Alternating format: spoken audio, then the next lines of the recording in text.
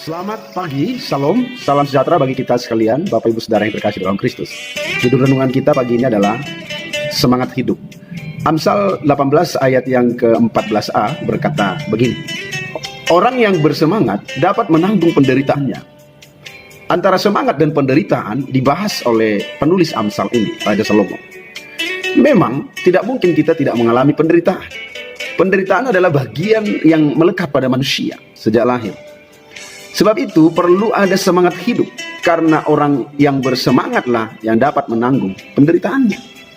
Dalam arti lain, orang sakit, sekalipun dia sakit, asal saja masih memiliki semangat hidup, kecenderungan sembuhnya itu tinggi. Tetapi orang sehat sekalipun, kalau dia sudah mengalami patah semangat, dia mengeringkan tulang, kata firman Tuhan. Orang bangkrut pun, kalau dia masih memiliki semangat hidup, dia akan pulih. Bahkan orang yang sedang hopeless, tanpa harapan, kalau dia masih tetap menjaga semangat hidup, dia pasti akan menemukan harapan baru dalam kehidupannya.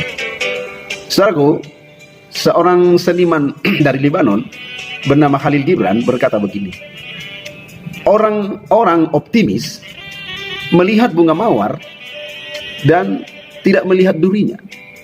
Sedangkan orang-orang yang pesimis terpaku pada durinya, bukan pada mawarnya. Bunga mawar yang memang di balik bunga itu ada duri. Kalau orang-orang optimis, menurut Khalil Gibran, matanya langsung tertuju pada mawarnya, bukan pada durinya. Sehingga semangatnya untuk menggapai mawar itu tetap terjaga. Saudaraku, kita juga mendengar bahwa di balik awan kelabu ada mentari, sudah hujan, ada pelangi. Bolehkah kita melihat pelanginya? Jangan selalu kepada hujannya. Bolehkah kita melihat mentarinya? Jangan selalu melihat mendungnya. Sebab itu perlu kita jaga semangat hidup kita, karena firman Tuhan tadi berkata, hanya orang-orang yang memiliki semangat hiduplah yang mampu menanggung penderitaannya. Penderitaan tidak mungkin tidak ada dalam hidup kita. Selama hidup, penderitaan itu akan silih berganti bagaikan ombak yang terus bergulung mendatangi pantai atau menghempas karang. Tetapi bagaimana memanage penderitaan itu dan keluar menjadi pemenang dengan bermodalkan semangat hidup, saudaraku. Apa yang harus kita lakukan agar terjaga semangat hidup kita? Yang pertama, kita harus terhubung dengan Roh Allah. Ingat bahwa spirit atau semangat hidup selalu berhubungan dengan roh, spirit.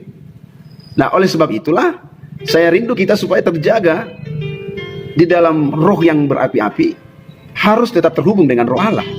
Karena kekuatan kita memang hanya datangnya dari Roh Allah. Maka dalam Roma pasal yang ke-12 ayat 11 jelas berkata, janganlah hendaknya kerajinanmu kendor, biarlah rohmu menyala-nyala. Sekali lagi, biarlah rohmu menyala-nyala. Jadi roh yang menyala-nyala itu datangnya dari Tuhan.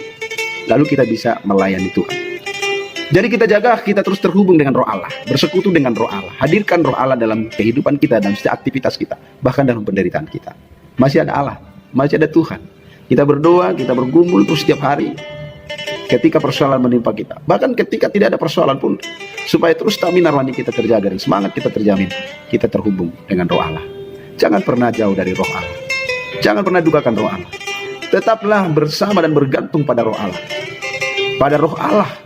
Karena roh kita harus bersekutu dengan Roh Allah. Dan bangkitlah semangat kita. Dan semangat kita terlihat dari gairah hidup yang digerakkan oleh Roh Allah tersebut. Itu yang pertama. Yang kedua adalah semangati dirimu sendiri. Mengapa saya katakan begitu? Karena dari samping kiri, kanan, atau muka dan belakang kita belum tentu datang penyemangat. Ya, jika ada datang penyemangat dari samping kiri kanan kita, puji Tuhan. Tetapi jangan selalu berharap bahwa dorongan semangat itu datang dari mereka-mereka.